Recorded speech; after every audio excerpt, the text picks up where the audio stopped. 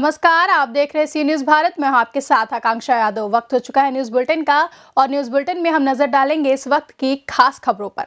Umaria police का अभिनव प्रयास इस करवा चौथ में महिलाओं को अपने पति की लंबी उम्र के लिए हेलमेट और मास्क पहनाने का वचन देना, जिसका कि उसका जीवन सुरक्षित हो सके।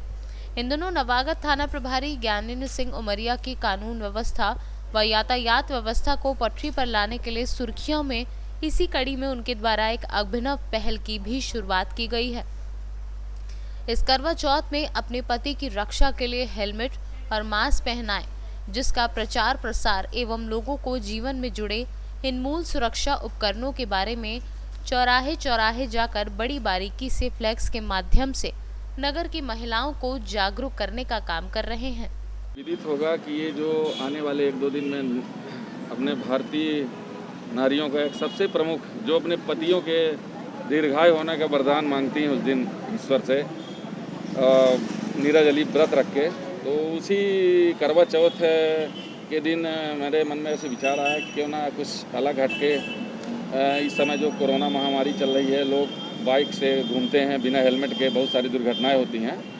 तो इस बैनर के माध्यम से मैं अपने उमरिया ज़िला के जितनी माताएं बहनें हैं उन सबसे, भारतीय नारियों से निवेदन करना चाहता हूं कि जब भी उनके पति इस बार जब करवा चौथ का व्रत रहें तो उनसे पतियों से अपने वचन लें कि आप जब भी घर से निकलेंगे तो हेलमेट लगा के और मास्क लगा के ही घर से बाहर निकलेंगे। इसी संदेश को देने के लिए मेरे द्वारा जगह जगह, ये जैसे गांधी चौक हो गया, रणविजय चौक हो गया, रेलवे स्टेशन हो गया, हॉस्पिटल हो गया, जय स्तंभ हो गया, ये जगह जगह इस बैनर को लगा के, ताकि भीड़ भाड़ वाले स्थान में जो माताएं बहनें खरीदारी करने आएंगी, इनकी नज़र पड़ेगी तो ज़रूर उन पर इस बैनर को देख के वो उत्साहित होंगी और उनमें एक भावना होगी इसको देख के कि हम ज़रूर अपने पतियों से वचन लेंगे। उमरिया से सी न्यूज संवाददाता केजी पांडे की रिपोर्ट। चतरा अनुमंडल पुलिस पदाधिकारी अवनीश कुमार ने सोमवार प्रतापपुर को थाना परिसर में प्रेस वार्ता आयोजित कर उग्रवाद समर्थक, शराब तस्कर व मोटरसाइकिल लूटकांड का उद्भेदन किया। प्रतापपुर थाने में आज एक टीएसपीसी, जिसके कमांडर हैं रोहित जी, उसके समर्थक को हम लोगों ने गिरफ्तार किया है।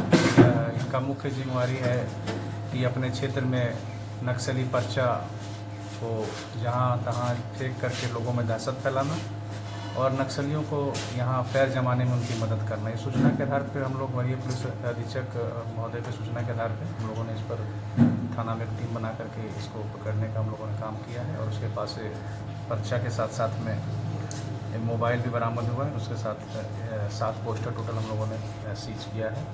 साथ में उसकी मोटरसाइकिल जो यूज कर रहा था उसको भी हम लोगों ने गिरफ्तार किया है। इसके अलावा हमारे यहाँ एक गुप्त सूचना के आधार पर हम लोगों ने एक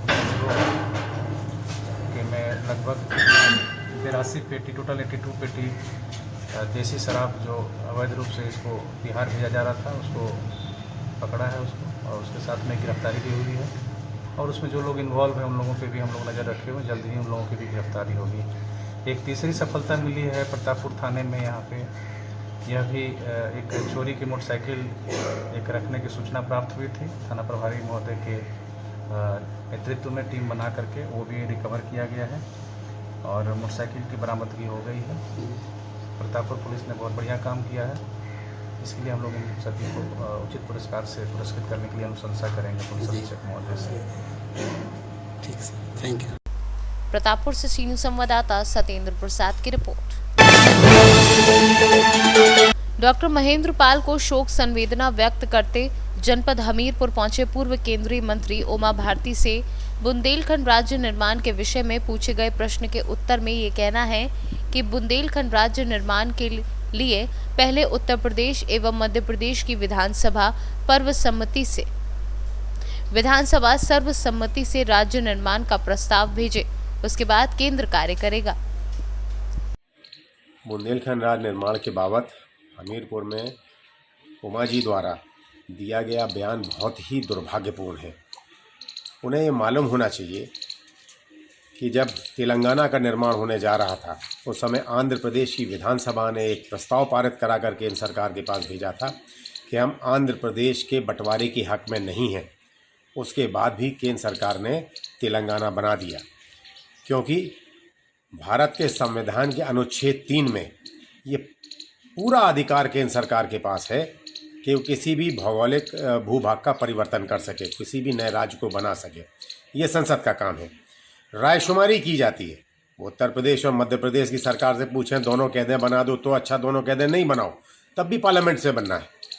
तो उसमें ये गुमराह करने का कार्य क्यों कर रही हैं? मुझे अब ऐसा लगने लगा है कि इन्होंने चुनाव में जो वादा किया था बुंदेलखंड वासियों से कि 3 साल के भीतर बुंदेलखंड बनवा दिया जाएगा, वो ये करवा नहीं सकी। उस समय भी दोनों जगह बीजेपी की सरकार थी, दोनों जगह से प्रस्ताव पारित करा के भेज देती, थोड़ा आसान हो जाता।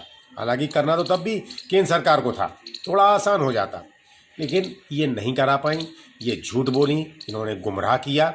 आज अब ये भागना चाहती हैं अपने झूठ से, इसलिए ये बार बार आके बुंदेलखंड में कोई नई बात कह के गुमराह करती हैं। कभी कहती हैं कि जितने भी आंदोलनकारी घटक हैं उनमें एक का नहीं है, कभी कहती हैं कि हमारा अभी मैप सही नहीं बना है। अरे हमसे क्या मतलब कि मैप सही है या नहीं है, इनसे क्या मतलब कि घटक दल एक हैं या नहीं है। केंद्र सरकार को अपना बुंदेलखंड राज्य बनाना है, वो बना देना। इस तरह के बयान अब ये ना दें तो ज़्यादा बेहतर है। इनके पास मुझे ऐसा लगता है कि शायद थोड़ी ज्ञान की कमी रह गई। ये केंद्र में मंत्री नहीं है और प्रदेश की मुख्यमंत्री भी नहीं है। इनको ये मालूम होना चाहिए कि झांसी से सी न्यूज संवाददाता राजीव सक्सेना की रिपोर्ट।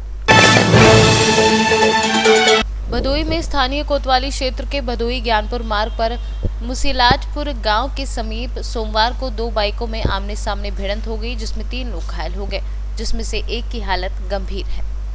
भदोई से सी न्यूज संवाददाता खुर्शीद खान की रिपोर्ट।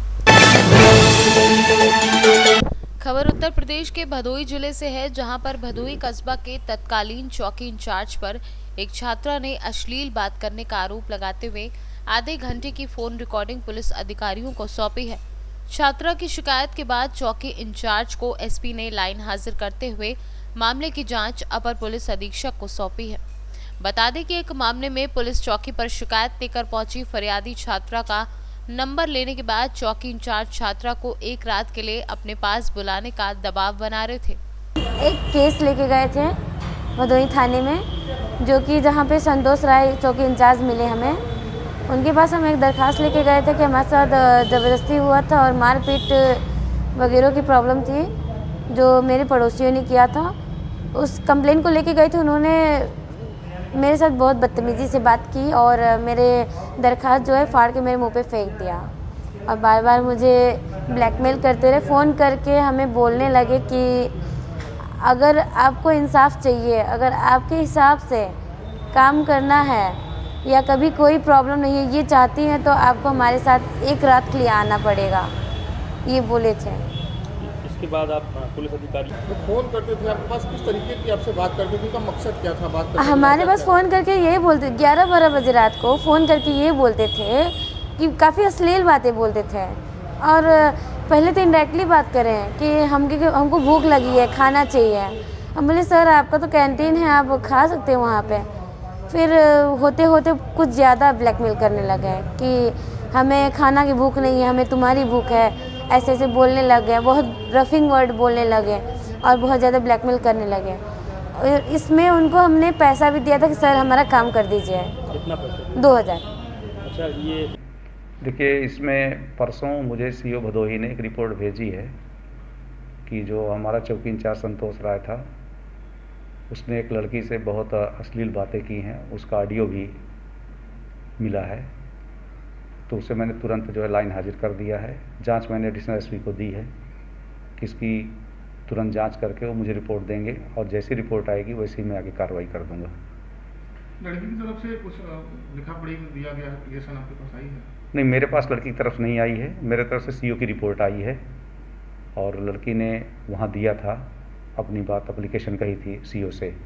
क्या प्रकरण था? लड़की चौकी पर कैसे संपर्क में आई, उनके संपर्क में? जो रिपोर्ट मुझे मिली है उसमें लिखा था कि जो लड़की है इसके पिता ने दूसरी शादी कर ली है, मतलब इसकी माँ नहीं है, सौतेली माँ है, और वो लोग इसे घर से निकालना चाहते थे और ये पुलिस पे आई थी मांगने के लिए कि मदद, कि मुझे मेरे घर में रहने दिया जाए। इस तरह से वो संपर्क में आई थी। तो इंस्पेक्टर ने भी चौकी इंचार्ज को कहा था कि भाई इसका मामला हल कराओ, तब इनका संपर्क हो गया था। भदोई से सी न्यूज संवाददाता गिरीश पांडे की रिपोर्ट। घर से नित्य क्रिया के लिए गांव के बाहर गई 19 वर्षीय युवती के साथ घात लगाकर बैठे युवक द्वारा अश्लील हरकत करने तथा विरोध करने पर हमला करने, मारने पीटने का मामला प्रकाश में आया। तहरीर मिलने के बाद हरकत में आई स्थानीय पुलिस ने पुलिस कार्यवाही करते हुए आरोपी के विरुद्ध विभिन्न धाराओं में आईपीसी के तहत अभियोग दर्ज कर लिया है। आज दिनांक 2 नवंबर 2020 को कोतवाली बीकापुर के ग्राम जमौली खुर्द में जब एक युवती सुबह शौच के लिए जा रही थी तो एक युवक पहले से घात लगाकर, जिसका नाम सचिन पुत्र राणा था, उसके साथ अभद्र व्यवहार करने लगा। युवती के चीखने चिल्लाने पर युवक वहां से भाग निकला। पीड़िता की मां की तहरीर पर थाने की पुलिस मौके पर पहुंची और उपयुक्त धाराओं पर मुकदमा दर्ज कर दिया गया है। अभियुक्त की जल्द गिरफ्तारी कर आगे की कार्रवाई की जाएगी। अयोध्या से सीनू संवाददाता संतोष पांडे की रिपोर्ट। फिलहाल के लिए बुलेटिन में बस इतना ही। देश और दुनिया की तमाम खबरों के लिए जुड़े रहे सी न्यूज़ भारत के साथ। हर खबर आपके साथ, आपके हाथ।